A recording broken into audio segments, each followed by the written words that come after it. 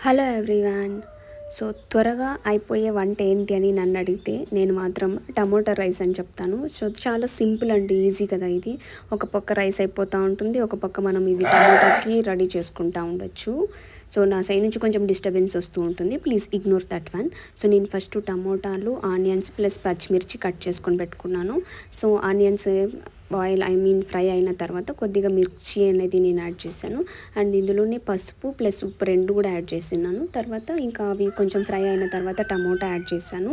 So tomato add చేసుకున్న తర్వాత అది బాగా ఫ్రై అవ్వడం కోసం నేను దానిపైన కొద్దిగా ప్లేట్ కవర్ చేశాను. అందులోనే బిఫోర్ దట్ నేను కొంచెం మిర్చి కూడా యాడ్ చేస్తున్నాను అనమాట. మిర్చి అండ్ కారం పొడి కూడా కొద్దిగా వేశాను.